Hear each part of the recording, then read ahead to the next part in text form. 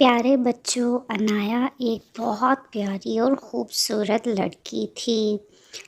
وہ ایک بہت ہی ذہین لڑکی تھی۔ وہ اپنے ماں باپ کی بہت زیادہ تابعدار تھی۔ وہ ہمیشہ اپنا ہر کام وقت پر کیا کرتی تھی اور اپنے ماں باپ کی ہر بات سنا کرتی تھی۔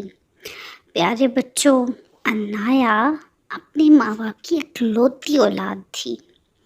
اس کے ماں باپ اس سے بہت زیادہ پیار کیا کرتے تھے۔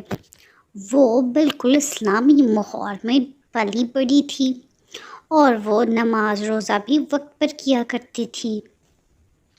ایک مرتبہ وہ کھیلتے ہوئے کہیں دور آ نکلی۔ وہ جنگل میں نکل آئی۔ اسے سمجھ نہیں آ رہا تھا کہ وہ گھر واپس کیسے جائے۔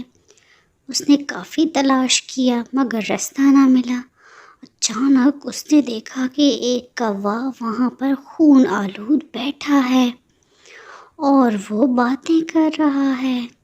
اس کو دیکھ کر کوا بولا، پیاری گڑیا، ادھر آؤ، ادھر آؤ۔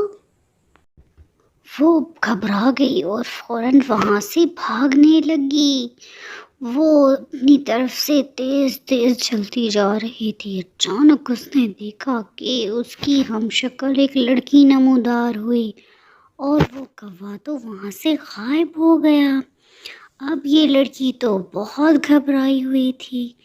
انایا اس لڑکی سے بولی، تم کون ہو؟ تم تو بالکل میری ہم شکل دکھتی ہو۔ تم مجھے نقل کیوں اتار رہی ہو؟ جیسے میں باتیں کر رہی ہوں بالکل تم ویسی ہی باتیں کر رہی ہو۔ میں حیران ہوں کہ تم بالکل میری طرح کیسے دکھتی ہو۔ تم یہاں کیوں آئی ہو؟ کیا تم میری مدد کرو گی مجھے راستہ دکھانے میں؟ اس پر وہ لڑکی بولی، ارے میں تو خود ایک مصیبت میں پھنسی ہوئی ہوں۔ میں تمہیں بتا نہیں سکتی ہوں کہ میں کون ہوں۔ اگر میں نے تمہیں بتا دیا کہ میں کون ہوں تو وہ چڑیل مجھے مار دے گی، مجھے جان سے مار دے گی۔ مجھے بھی میرے مما پاپا کے پاس جانا ہے۔ میری شکل اصل میں تمہارے جیسی نہیں ہے، لیکن اس چڑیل نے مجھے یوں بنا دیا ہے۔ میں بہت ڈر رہی ہوں۔ اس کی باتیں انایا سن رہی تھی بہت توجہ کے ساتھ۔ وہ کچھ گھبرا گئی اور بولی، ارے بہن، کون سی چڑیل کی بات کر رہی ہو؟ یہاں پر تو کوئی چڑیل نہیں ہے اور تم بھی نا ایسے ہی خوفزدہ ہو رہی ہو اور مجھے بھی ڈرا رہی ہو۔ ارے مجھے بتاؤ تو صحیح کہ وہ چڑیل ہے کون اور وہ کیوں تمہیں نقصان پہنچانا چاہتی ہے؟ تمہارے پاس کون سا اتنا بڑا خزانہ ہے جو وہ تمہیں نقصان پہنچائے گی؟ بتاؤ مجھے، شاید میں تمہاری مدد کر سکوں۔ ارے بہن، وہ ایک سرکٹی چڑیل ہے۔ وہ تو مار دیتی ہے جس کو دیکھتی ہے۔ وہ کوا جو تم نے دیکھا تھا نا، اس کو بھی اس چڑیل نے مارا تھا۔ وہ تو سرکٹی چڑیل ہے، وہ ہر ایک کو نقصان پہنچاتی ہے۔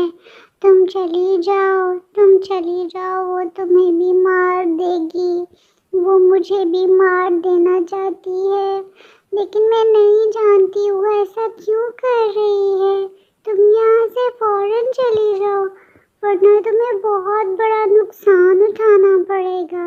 پلیز میری بات مان جاؤ، چلی جاؤ یہاں سے۔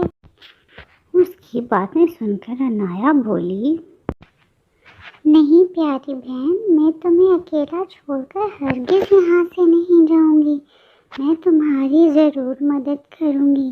میں دیکھوں گی وہ چڑیل تمہیں اور مجھے کیسے نقصان پہنچاتی ہے، اور تم پریشان بالکل بھی نہیں ہو۔ وہ نہ تمہیں مار سکتی ہے اور نہ وہ مجھے مار سکتی ہے، اس لیے تم فکر مت کرو، میں اس کو دیکھ لوں گی۔ اور میں تو بہت بہادر ہوں، میں بڑی بڑی چڑیلوں سے لڑنا جانتی ہوں۔ تم ٹینشن مت لو، ہم دونوں مل کے اس چڑیل کا خاتمہ کریں گے۔ انایا نے جب دوسری جانب مڑ کر دیکھا تو ایک بھیانک چڑیل وہاں پر اپنا سر پکڑے کھڑی تھی، اور اس کا کٹا ہوا سر تو باتیں کر رہا تھا۔